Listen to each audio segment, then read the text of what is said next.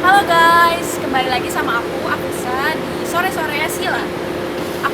Sekarang aku lagi di Padepokan nih. Aku lagi mau ketemu sama teman aku, Atifa, Kurnia, dan Kamali. Kita nanti bakal cerita-cerita pengalaman mereka dan suka dukanya di pelatnas SEA Games nanti. Jangan lupa ditonton ya di kereta ini dan tungguin aku terus.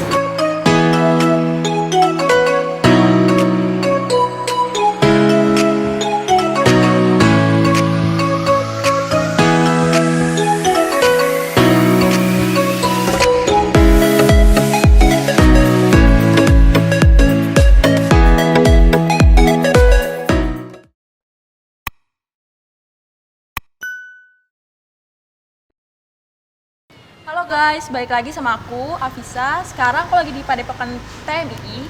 Aku sekarang lagi mau wawancara seorang atlet jago kita, atlet Indonesia kebanggaan, Kamali.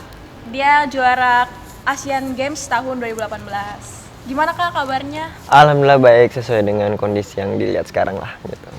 BTW guys, aku tuh sama Kamalik udah kenal dari tahun 2016 waktu kejuaraan PPLP Kejuras Manado ya? Iya, Kejuras yang di Manado. Waktu itu Kamalik nggak ikut tanding, Kamalik jadi panitia di sana. Aku mau tahu dong kak, Kamalik tuh ikut silat dari umur berapa sih?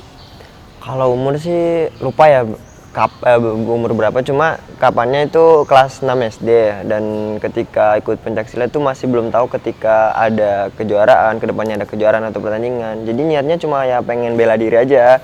Jadi ya ikut latihan itu pun masih latihan sama saudara gitu kan, sama paman gitu. Jadi kita nggak fokusnya buat pertandingan, yang penting ya udahlah latihan aja dulu buat bela diri, buat jaga-jaga di jalan gitu. Berarti itu bukan ekstrakurikuler, maksudnya bukan kegiatan yang diharuskan di sekolah gitu, bukan? Enggak, kalau misalnya saya ikut pencaksilat sih itu bukan ekstrakurikuler atau pelajaran tambahan dari sekolah, itu cuma sekedar ya yang penting latihan aja, karena saudara-saudara saya juga atau paman-paman, ayah saya bahkan itu pesilat semua, cuma untuk dari segi prestasi itu kurang gitu. Jadi untuk terekspos ke nasional itu enggak ada gitu. Jadi ya mereka cuma yang penting ya udahlah kamu latihan aja dulu.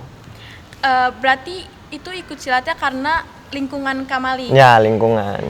Kan tadi Kamalik sendiri yang bilang nih, kalau keluarga Kamalik tuh nggak ada prestasinya gitu, misalnya nggak berprestasi. Itu kok kenapa bisa gitu sampai sekarang gitu jadi atlet pelatnas? Kalau dari segi itu sih emang ya, karena untuk terekspos ke nasional bahkan ke daerah pun itu nggak ada gitu dari segi saudara-saudara, dan saya pun terekspos ke nasional itu berawal dari ketika perguruan saya gitu dipanggil untuk uji coba melawan atlet pelajar yang ada di provinsi gitu ya, untuk persiapan Popilnas. Nah, jadi perguruan saya diundang dan saya itu main tanding lawan mereka, dan hasil uji coba tryout tersebut gitu kan, alhamdulillah hasilnya memuaskan gitu. Dan dua bulan depannya itu ada seleksi masuk PPLP. Nah, di situ saya dipanggil masuk seleksi untuk PPLP, dan alhamdulillah menjuarai untuk seleksi masuk ke PPLP tersebut gitu. Kamalik ikut PPLP dari kelas berapa? Kalau PPLP sih dari kelas 1 SMA ya, pas lulus kelas 3 SMP. Itu kelas 1 SMA itu udah masuk PPLP, udah diasramakan, dan alhamdulillah sampai sekarang masih di pencaksilat gitu. Kan waktu masuk PPLP itu kan kelas 1 SMA. Bisa ke jenjang pelatnas berarti ada ini dong, ada proses ikutin tanding apa di mana gitu? Gitu. Kalau misalnya dari seleknas tersebut untuk masuk di tim nasional itu kan bermulanya dasarnya itu dari mahasiswa gitu kan.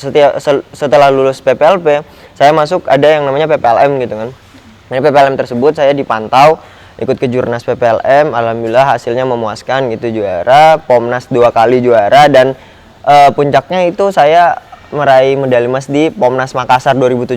Nah, di situ saya dipantau untuk masuk seleknas Asian Games, dan Asian Games tersebut kan sebenarnya nggak ada kelas A gitu kan. Saya waktu Pomnas itu masih main kelas A, tapi ya dengan pantauan dari pengurus besar Ikatan Pencaksilat Seluruh Indonesia PBIPSI itu memanggil saya karena mungkin saya bisa gitu bersaing atau bisa menjadi salah satu atlet yang bisa berlaga di Asian Games itu, untuk peluang target medali emas di Asian Games tersebut untuk cabang olahraga pencaksilat. Berarti memang Kamalik naiknya itu saat lulus SMA, berarti pas jadi mahasiswa. Pas naiknya. jadi mahasiswa alhamdulillah prestasinya bisa dipertahankan terus gitu Iya. untuk menjuarai di setiap event dan di kelas yang saya tempati pada saat itu. Kan Kak Malik udah sebelumnya kan sebelum jadi pelatnas sekarang udah pernah nih jadi pelatnas sebelumnya kan. Nah, bedanya apa sih kan dulu kan mungkin kayak Kak Pipit terus Kak Hanifah itu kan seumuran gitu, maksudnya sepantar lah. Nah, ini kan di adik-adiknya Kak Malik itu bedanya gimana tuh? Kalau dulu sih waktu pertama saya masuk pelatnas tuh tahun 2017 ya. Itu ya mungkin saya juga baru pertama dan mungkin ya bisa dibilang paling junior juga di pelatnas gitu kan. Jadi saya masih adaptasi lah sama lingkungan gitu, sama sifat-sifat senior. Jadi saya bisa menempatin diri saya, posisi saya untuk bercanda gitu, beradaptasi dan bisa berkomunikasi sama teman-teman atlet senior yang lainnya waktu pelatnas 2017 itu gitu. Dan bedanya yang sekarang sih ya alhamdulillah saya bisa lebih leluasa gitu, bisa tahu atlet-atlet yang dimana dulu yang saya ditempatin di waktu bersama senior dan sekarang banyak atlet junior dan saya harus juga bisa untuk beradaptasi ya, bisa berkomunikasi secara baik dan menjalin hubungan yang baik dengan atlet-atlet junior yang pelatnas sekarang ini gitu. Kalau untuk latihannya itu, ini kan pelatihnya kan beda ya? Ya. Pasti programnya beda. Itu ada perbedaannya nggak di segi latihan apa sama aja? Kan beda pelatih itu. Kalau misalnya dari segi program latihan itu sebenarnya tujuannya sama ya, untuk meningkatkan semua kondisi fisik, entah teknik, strategi, mental, dan ya cara pola main kita di gelanggang itu sebenarnya tujuannya sama. Cuma emang dari segi programnya agak beda. Cuma yang saya rasain itu, yang saya rasakan tetap tujuannya sama. Semua pelatih itu sama. Pengen kita berkembang, pengen kita juara, bisa jadi yang terbaik di kelas masing-masing. Sebelum kakak ikut Asian Games, kakak pernah nggak sih ngalamin masa-masa sulit kayak misalnya kalah gitu, misalnya kakak pernah kalah nggak?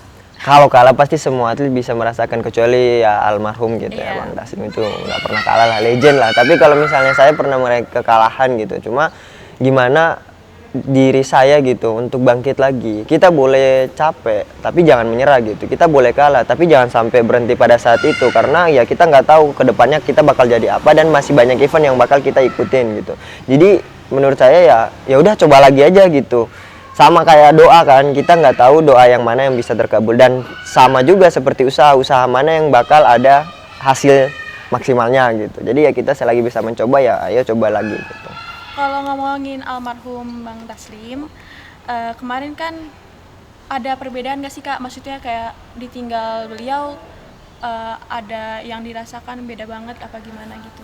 Iya, kalau misalnya itu ya kita juga sangat-sangat terpukul ya, entah dengan kepergian almarhum gitu.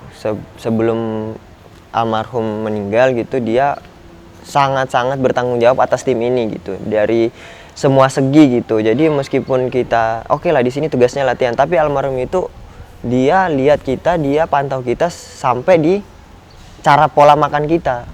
Jadi sampai makan itu dia kontrol terus gitu, apalagi di tempat latihan.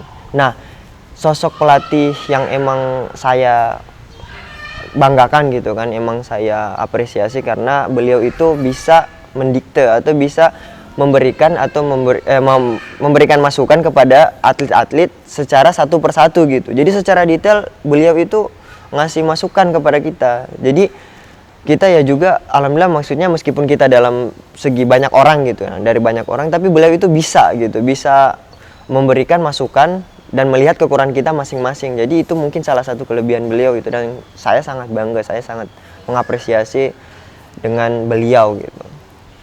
Pernah nggak kepikiran misalnya nanti kan di SEA Games kan nanti kan kakak main, kayak pengen bikin bangga almarhum Bang Taslim gitu? Kalau misalnya buktiin. ya, kalau pengen buktinya pasti saya juga pengen ya gitu, pengen juara ketika ada almarhum. Karena apa? Waktu seleknas tersebut, seleknas ya yang pertama saya menjenjang karir di pelatnas gitu. Seleknas pertama itu yang manggil saya ke sini itu almarhum. Dan sebenarnya saya itu nggak ada kriteria untuk masuk di seleknas Asian Games tersebut, karena apa? Almarhum cuma melihat cara bermain saya. Dan dia cuma bilang, coba panggil si ini yang dari Sulawesi Utara, ikut seleknas Asian Games. Dan meskipun saya main di kelas A, tapi beliau coba paksain dah dia main kelas B karena mainnya aneh. Nah saya yang saya nggak tahu gitu kan, apa dengan kata ya mainnya aneh itu ya saya nggak tahu. Ya udah itu mungkin ya kelebihan beliau lah gitu. Ya udah saya ikutin semua prosesnya, semua programnya yang beliau kasih gitu. Alhamdulillah saya menjadi yang terbaik di seleknas tersebut dan bisa mewakili Indonesia di pentas Asian Games tersebut. Dan saya sebenarnya pengen banget bilang terima kasih secara langsung kepada beliau, cuma ya emang udah waktunya yang emang nggak tepat, udah nggak bisa gitu karena beliau udah terlanjur cepat meninggalkan kita gitu. Yang Kak Malik ingat, ada nggak pesan-pesan dari almarhum Taslim ke Kak Malik yang masih di pikiran Kak Malik sekarang? Kalau pesan-pesan sih beliau lebih pesan kepada saya, tolong liatin, kontrol anak-anak gitu, karena emang mereka baru juga di Platnas yang masih posisinya masih masa-masa transisi dari pelajar ke dewasa. Ayo bimbing lah gitu anak-anak, lihat kelebihan mereka, bantu pelatih untuk lihat kekurangan mereka juga, biar kita bisa sama-sama mengevaluasi dan bisa melihat hasil perkembangan anak-anak ketika selama berada di Platnas sekarang ini gitu. Kan Kak Malik main SEA Games nih, kan teman-teman Kak Malik yang kemarin itu kan pada ikut PON. Nah, kenapa nih Kak Malik milihnya main SEA Games? Nah, kalau misalnya dari posisi sekarang ini ya, kan yang dipanggil untuk mengikuti Platnas SEA Games Vietnam ini kan atlet-atlet non-PON. Dan saya juga kebetulan nggak main PON, nggak ikut PON karena di provinsi saya yang sekelas sama saya itu sudah ada yang emang langsung lolos ke PON, yaitu dapat wildcard ketika kemarin menang seleknas SEA Games Filipina gitu. Jadi otomatis yang main SEA Games Filipina mereka udah dapat langsung wildcard, iya, dapat wildcard langsung ke PON gitu. Jadi otomatis saya nggak ada seleksi berarti? Nggak ada seleksi lagi. Jadi ya mungkin ya rezekinya lah masih di timnas gitu. Kalau ngomongin pertandingan, Kak Malik ada pernah ngerasa kesulitan gitu nggak lawan musuh dari mana, apa siapa gitu? Kalau kesulitan sih enggak, cuma emang jadiin itu jadi suatu tantangan buat kita ya. Jadi biar kita juga lebih mikir gimana bisa unggul dari lawan tersebut. Dan mungkin kalau untuk dari segi pengalaman lawan atau dari negara-negara yang lain itu mungkin kemarin ya emang saya nggak bakal lupa gitu lawan Vietnam untuk penyisian Asian Games kemarin. Babak penyisian itu saya setiap latihan itu memvisualisasikan orang lawan dari Vietnam, dan itu pas tanding itu bukan orangnya gitu. Jadi pas mau H-3 baru lihat namanya, kok yang saya visualisasiin iya bukan yang lawan saya itu pas babak penyisian. Jadi otomatis di situ saya bukannya takut atau gimana ya, kaget aja loh. Yaudah ini cara mainnya gimana, soalnya belum pernah ketemu kan. Jadi cuma seketika itu 2 hari sebelum tanding lawan dia, saya cuma lihat videonya di YouTube gitu. Dia lawan Malaysia waktu final SEA Games Malaysia gitu. Jadi cuma pas saat itu aja saya lihat cara mainnya dan saya langsung bisa maksudnya bisa memvisualisasikan lagi gimana ketika ketemu lawan seperti dia gitu. Jadi ya mungkin jadi jadwalnya jadi singkat gitu, waktunya jadi singkat gitu. Jadi otomatis ya pasti agak kesulitan gitu kemarin ketemu sama Vietnam. Nah kan kemarin nih ngomongin Vietnam kan kakak kemarin ketemu Vietnam nih, nanti kan SEA Games bakal di Vietnam ya. Itu kan siapa tahu kan ketemu dia lagi. Nah gimana tuh cara ngatasinnya? Ya mungkin kalau misalnya dari segi permainannya kita juga udah tahu kan tipikal dia kayak gimana, dan rata-rata itu pesilat-pesilat Vietnam tuh tekniknya matang-matang gitu. Nggak banyak, satu-satu aja, tapi itu emang matang gitu. Jadi ya kita juga belajar dari pertandingan saya sama dia kemarin waktu Asian Games, dan mungkin saya juga harus ada andalan atau kelebihan alternatif gitu. Jadi ada serangan alternatif atau dari segi strategi yang alternatif dari cara main saya yang kemarin waktu Asian Games, biar nggak mudah ketebak sama lawan saya di Vietnam nanti. Meskipun ya lawan tuan rumah emang jadi satu PR khusus buat kita ya Indonesia, tapi ya yang penting kita yakin aja kalau misalnya kita mempunyai kelebihan andalan yang bisa menolong kita, yang bisa bikin kita menang dalam suatu pertandingan melawan Vietnam meskipun Vietnam tuan rumah gitu. Kalau ngomongin Asian Games juga kan kemarin kan dapat bonus nih. Iya. Itu dipakai buat apa aja tuh uangnya? Kok aku nggak dibagi? Karena bonus sekali buat kita ya. Ya bukan begitu, maksudnya kan ya lumayan sih kemarin ya, kita juga nggak, maksudnya pas tanding itu dari saya nih nggak mikirin bonus gitu dulu kan, ya emang saya dari keluarga yang emang kurang mampu gitu kan, dari untuk karir di pelatnas, tapi yang penting Bismillah lah juara dulu. Kalau misalnya yang masalah bonus bisa ngikut, dan untuk bonus tersebut ya pasti ya buat masa depan lah, di investasikan lebih ke tanah gitu. Kalau misalnya cuma uang tunai dipegang, pasti cepat habis lah gitu. Jadi mending diinvestasikan buat masa depan gitu. Jeda SEA Games Vietnam sama World Champ kan beda sebulan doang tuh.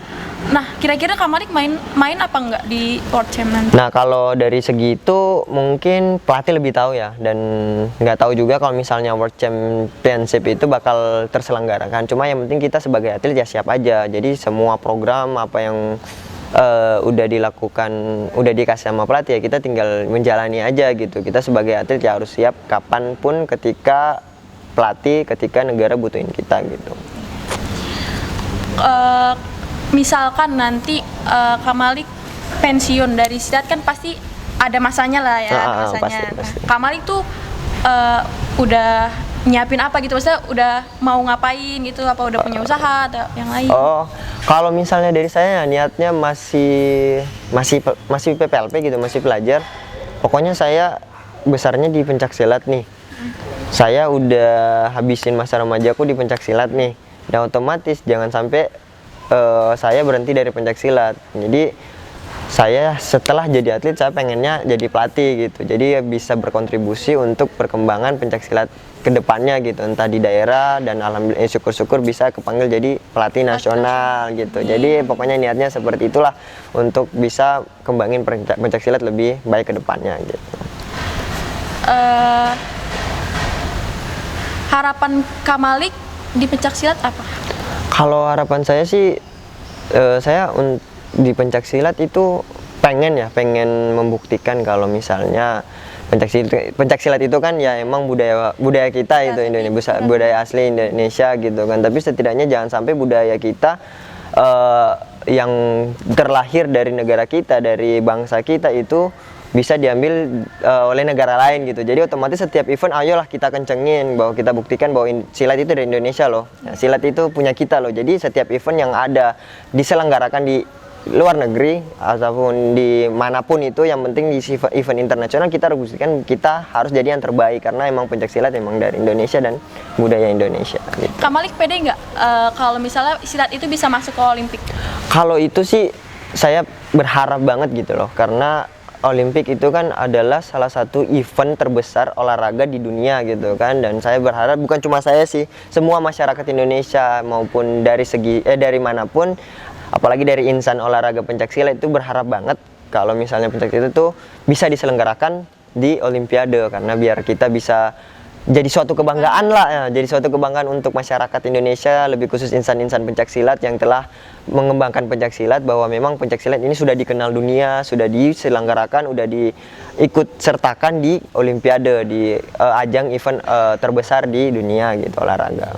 Terakhir nih, ada nggak pesan-pesan buat adik-adik yang ikut silat gitu biar bisa jadi pelatnas kayak Kak Malik? Amin gitu. Ada pesan-pesan nggak? Kalau misalnya untuk pesan-pesan ya sekarang tetap semua kan pengen jadi yang terbaik gitu ya. Jadi tergantung usaha kita gimana ke depannya gitu. Ketika kita meraih suatu kegagalan atau kekalahan dari mengikuti event, nah kita jangan sampai ada rasa pesimis atau menyerah gitu. Buang jauh-jauh kata-kata itu, buang jauh-jauh sifat itu, karena suatu proses yang akan dapat maksimal terjadi maksimal di kedepannya itu kita tidak tahu. Yang penting kita sudah mengikuti prosesnya gitu.